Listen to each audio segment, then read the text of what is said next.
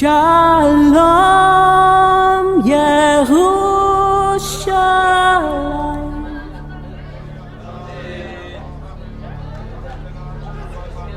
Zeu shari Rashechem.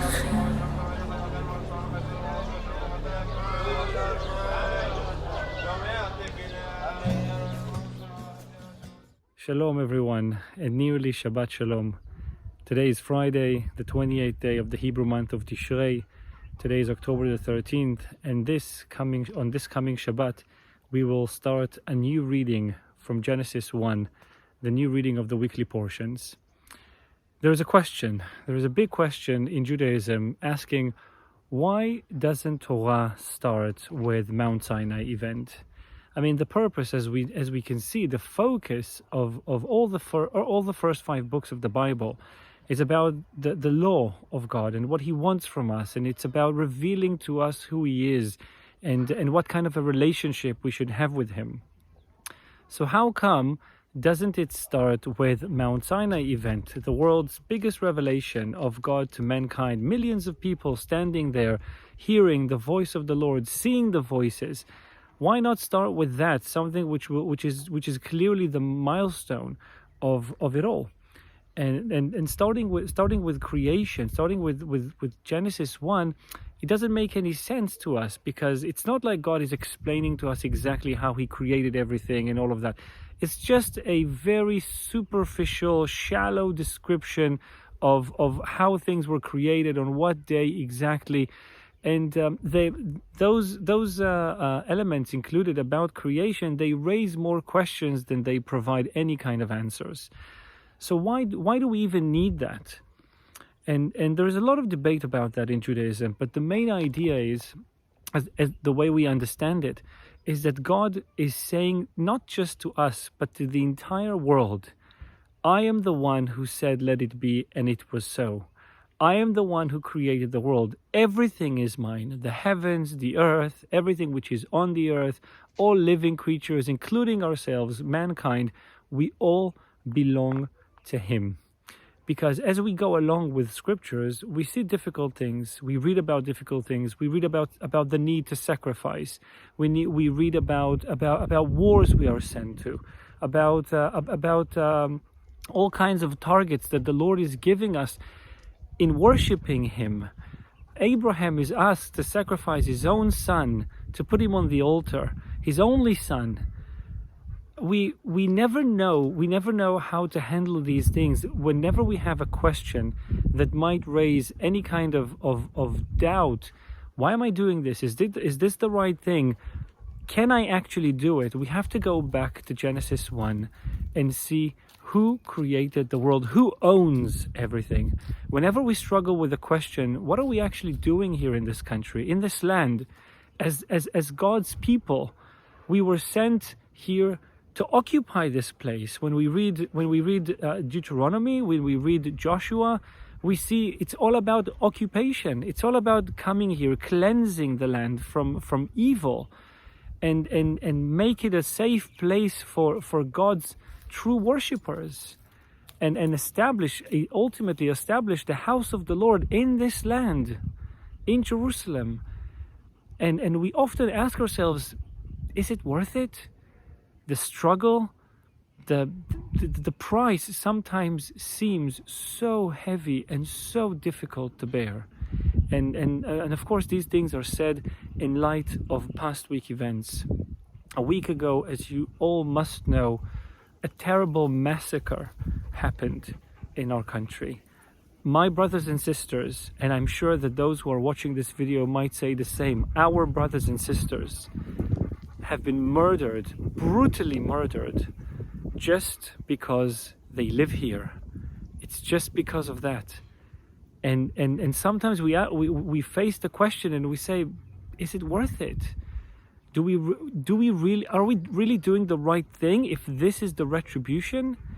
Nations might ask themselves, this is a nation, this is a people who came here and occupied other nations against any kind of human morals and human rights. They come here from Egypt, and they've been walking in the wilderness for 40 years, and then they come into the land of Canaan and they occupy it. They send everybody to exile by a decree from the Lord that they say that they worship. Do they have the right to do that? Well, Genesis 1 says that we do. In the beginning, God created the heavens and the earth. He owns it all. He has the plan, and it's all about His word. And if He wants His people to live here and be in this place and follow His laws and decrees in a way that no other nation can, then so be it. Then we will say amen to that as well, if we truly have faith in Him. And maybe, just maybe, this could be the reason why we start with Genesis 1. Otherwise, why not start with Mount Sinai event? And I truly pray for the healing of all the wounded ones, for the safety of all the ones being held in captive up until now, up until this video is being recorded, and for the healing of all the hearts that have been traumatized by the terrible massacre. All of our hearts are traumatized, and I know that many people have sent their concerns, and I thank you for that. We are safe here in Samaria.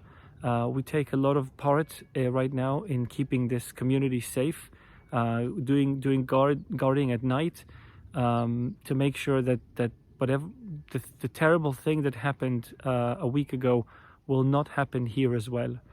And I thank you.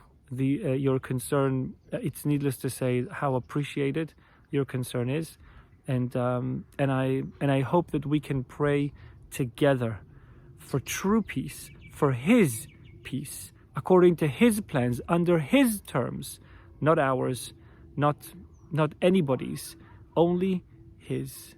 And I pray and I wish us all a true Shabbat Shalom. Hi everybody.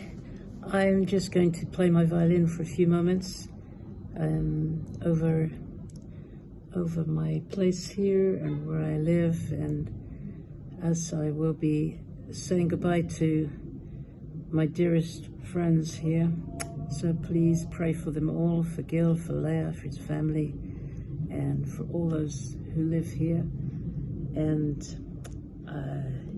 my heart is kind of breaking, but I'm trying to do what God is showing me to do.